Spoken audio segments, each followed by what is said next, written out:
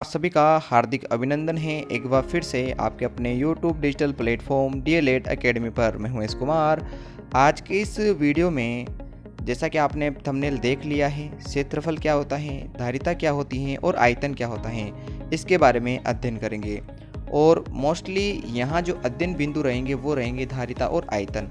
इन दोनों में क्या डिफरेंस है, ये सबसे बड़ा प्रश्न होता है। और 2016 में आयतन के बारे में प्रश्न पूछा गया है, उसके बाद अभी तक यहाँ से कोई प्रश्न नहीं आया है, तो यहाँ से प्रश्न आने की पूरी संभावना है। वैसे धारिता और आयतन के जो न्यूमेरिकल्स होते हैं, जो प्रश्न होते हैं जिनमें आपको सवाल करना पड़ता है, वो आपके सेकेंड ईयर में है, परंतु इनकी जो बेसिक डिटेल हैं कि धारिता क्या होती है और आयतन क्या होता है, इनकी जो परिभाषा है वो आपके फर्स्ट ईयर में दी गई हैं।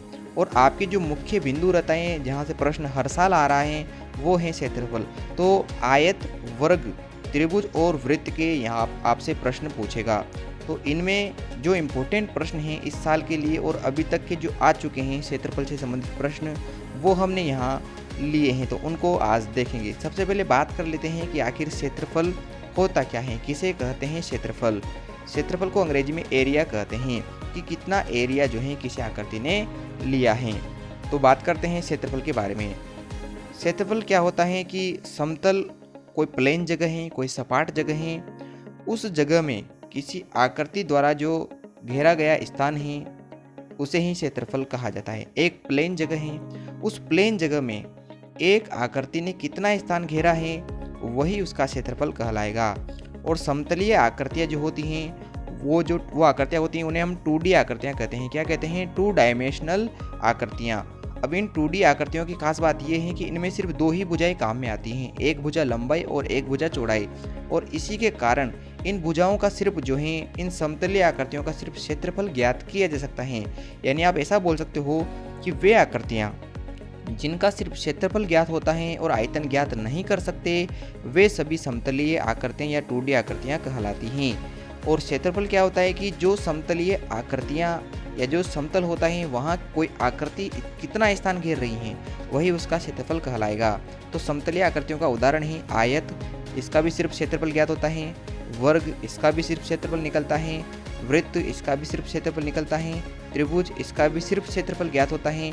और सभी प्रकार के चतुर्भुज, समांतर चतुर्भुज, समलंब चतुर्भुज और इसके अलावा समचतुर्भुज, ये जो चतुर्भुज होते हैं इनके भी जो हैं सिर्फ क्षेत्रफल ही ज्ञात किए जा सकते हैं। तो ये जो आकृतियाँ आपने भी यहाँ देखी हैं इनके सिर्फ क्षेत्रफल ज्ञात होते हैं, इनके आयतन नहीं निकाल सकते, क्योंकि इनमें सिर्फ 2 ही भुजाएं पाई जाती हैं। और 2 भुजाओं वाली आकृतियाँ 2D आकृतियाँ या समतलीय आकृतियाँ कहलाती हैं। तो अभी तक अपन ने बात की है कि क्या होती हैं 2D आकृतियाँ, समतल आकृतियाँ और क्षेत्रफल। इसके बाद बात करते हैं कि कौन कौन से प्रश्न अभी तक आ चुके हैं। तो BSTC 2019 में आयत से संबंधित प्रश्न आया था, उसको देख लेते हैं। एक आयताकार बाग है जिसकी लंबाई 15 सेंटीमीटर है, चौड़ाई 10 सेंटीमीटर है, तो उस आयताकार बाग का आपसे क्षेत्रफल पूछ रहा है। बिल्कुल इजी सा प्रश्न है, आपको लंबाई दी गई है, चौड़ाई दी गई है, आपको बस क्षेत्रफल निकालना है। और क्षेत्रफल का फॉर्मूला क्या होता है? लंबाई इंटू चौड़ाई।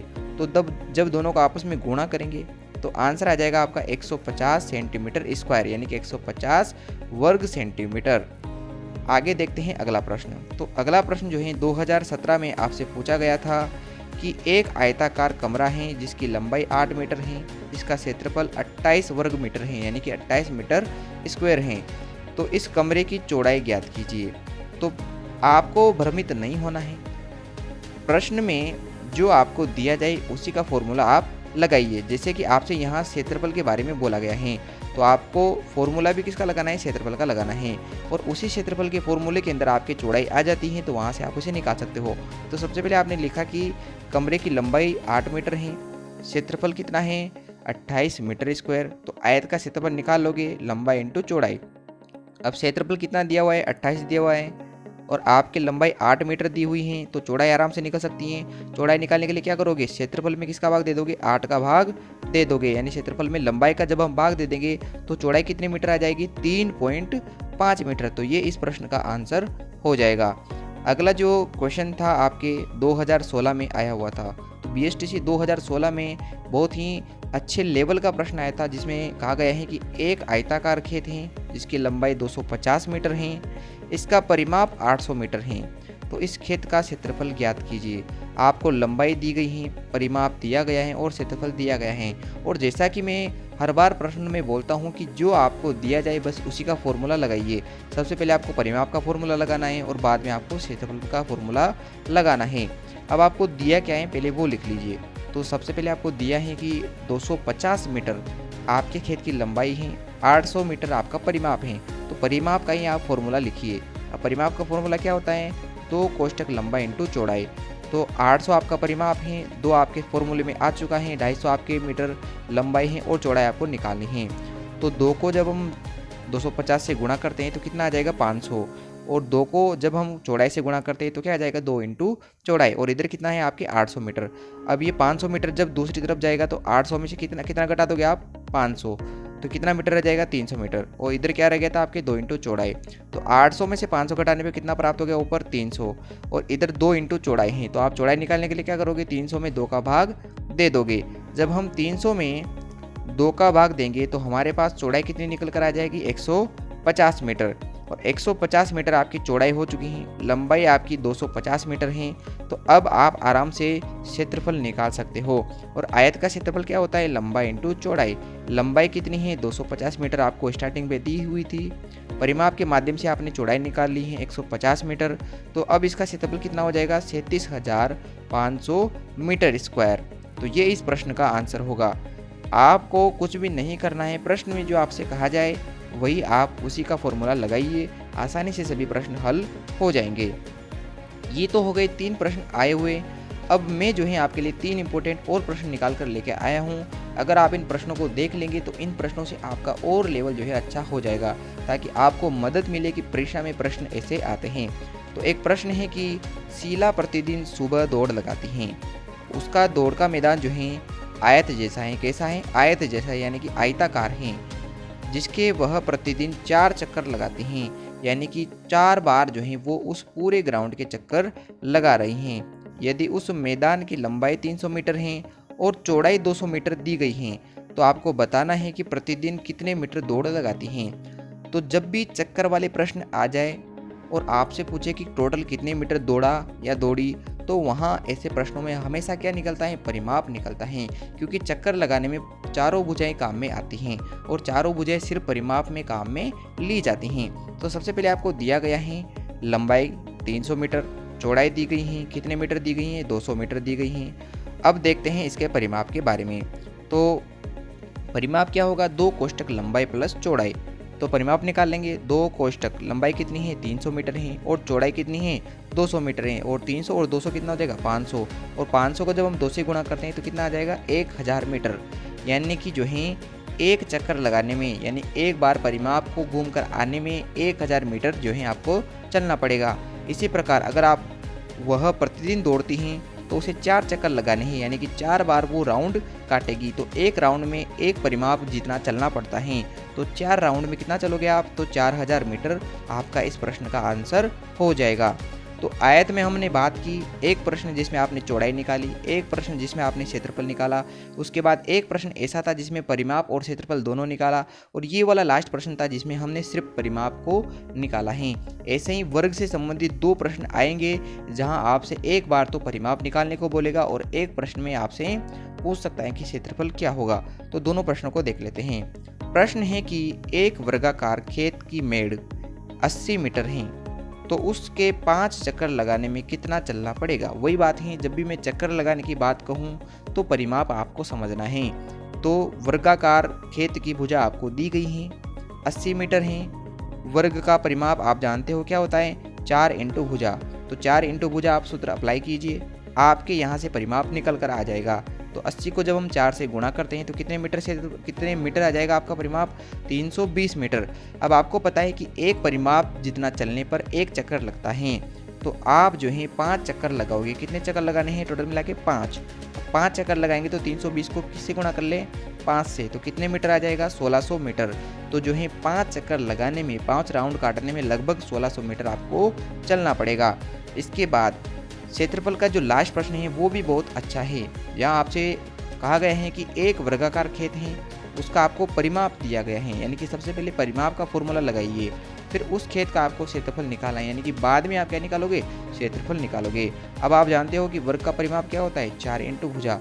आप यहाँ से भुजा निकाल लीजिए और भुजा वाला जो फॉर्मूला है वो आप क्षेत्रफल में लगा सकते हो। तो सबसे पहले भुजा निकालते हैं। परिमाप 64 है, 4 आपके फॉर्मूले में आ चुका है, भुजा आपको निकालनी है। तो भुजा निकालने के लिए क्या करोगे, इस 64 में किसका भाग दे दोगे, 4 का। जब हम 64 में 4 का भाग देते हैं तो भुजा कितने मीटर आ जाएगी, 16 मीटर। 16 मीटर भुजा आ चुकी है। अब आप जानते हो कि वर्ग का क्षेत्रफल क्या होता है, भुजा इंटू भुजा। तो भुजा कितनी है, 16 है, तो 16 इंटू 16 कितना हो जाएगा, 256। और क्षेत्रफल को हमेशा किस में लिखते हैं, मीटर या सेंटीमीटर स्क्वायर में लिखते हैं। तो ये आपके 6 इंपॉर्टेंट प्रश्न थे जो आपसे हर साल पूछता है। और आपके जो है, मैं बता दूं आपको, आयत और वर्ग इन दोनों के बारे में सर्वाधिक डिटेल पूछी जाती हैं। और इनके जो फॉर्मूले हैं ये कैसे बनते हैं और इनकी क्या क्या विशेषताएं हैं, इसको लेकर हमने 2 वीडियोस बना रखे हैं, बहुत ही अच्छे प्रकार से बना रखे हैं, डिजिटली तरीके से पढ़ा रखा है। तो उनको ज़रूर देखेगा, ताकि ये प्रश्न जब हमने किए हैं तो आपको जो है बार बार फॉर्मूले रटने नहीं पड़ेंगे। तो उनको भी ज़रूर देखेगा। इसके बाद बात करते हैं धारिता और आयतन के बारे में। तो हम धारिता के बारे में भी देख लेते हैं कि किसे धारिता कहा जाता है और किसे आयतन कहा जाता है। बहुत ही इजी चीज़ें हैं, इनको आप अगर बहुत ज़्यादा डिफ़िकल्टी लेवल पर जाकर सोचोगे तो आपको समझ में नहीं आएगा। धारिता और आयतन, इनको बेसिक से पढ़ना है। तो सबसे पहले धारिता पढ़ लेते हैं कि किसी बर्तन में जितना तरल समा सकता है वह उसकी धारिता है। यानी कोई एक बर्तन है, किसी भी आकार का हो सकता है, उसमें कितना तरल पदार्थ भरा जा सकता है, उसकी कैपेसिटी जितनी होती है कि वो अपने अंदर कितना भर सकता है, वही उसकी क्या कहलाती है, धारिता कहलाती हैं। अर्थात हम कह सकते हैं कि किसी बर्तन में कितना तरल पदार्थ भरा जा सकता है या समाया जा सकता है। बर्तन की तो होगी कैपेसिटी, वही कैपेसिटी उसकी धारिता कहलाती है। दोनों प्रकार से बात वही है, किसी के अंदर कितना तरल समा सकता है या उसके अंदर कितना तरल भरा जा सकता है, यही उसकी धारिता होती है।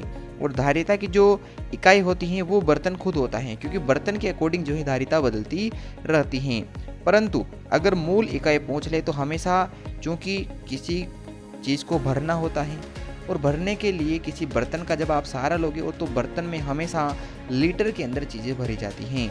तो ये आपकी धारिता हमेशा लीटर में नापी जाती हैं, तोली जाती हैं या मापी जाती हैं, वो वही बात है। आगे देखते हैं कि आयतन क्या होता है, और ये BSTC 2016 में पूछा भी गया है। तो आपको बिल्कुल ऐसा समझना है कि एक त्रिविम जगह है, त्रिविमीय जगह है, 3D जगह है। 3D जगह का मतलब होता है जहाँ तीनों चीज़ें पॉसिबल हो। आयत की मतलब किसी चीज़ की लंबाई भी हो, चौड़ाई भी हो और ऊंचाई भी हो। तो तीनों चीज़ें जहाँ लंबाई, चौड़ाई, ऊंचाई होती हैं उसे त्रिविमीय जगह या 3D जगह कहते हैं। तो त्रिविमीय फैलाव के अंदर जो माप होती हैं उसको मापना ही क्या कहलाता है, आयतन कहलाता है। बिल्कुल बेसिक सी बात है कि त्रिविमीय फैलाव की माप ही आयतन कहलाता है। एक 3D टाइप की जो जगह है वहाँ जो नापना होता है वही आपका आयतन कहलाता है। आयतन चीज़ों द्वारा घेरी गई जगह को मापता है। एक वस्तु ने त्रिविम जगह पर जितना स्थान घेरा है, कितनी लंबाई उसके पास है, कितनी चौड़ाई है और कितनी ऊंचाई है, उसी चीज़ को जो है आपको बताना होता है और वो आयतन के माध्यम से आप बता पाते हो। आयतन की जो इकाई है वो होता है मीटर क्यूब या सेंटीमीटर क्यूब। इसको आप ऐसे बोलते हो घन मीटर या घन सेंटीमीटर।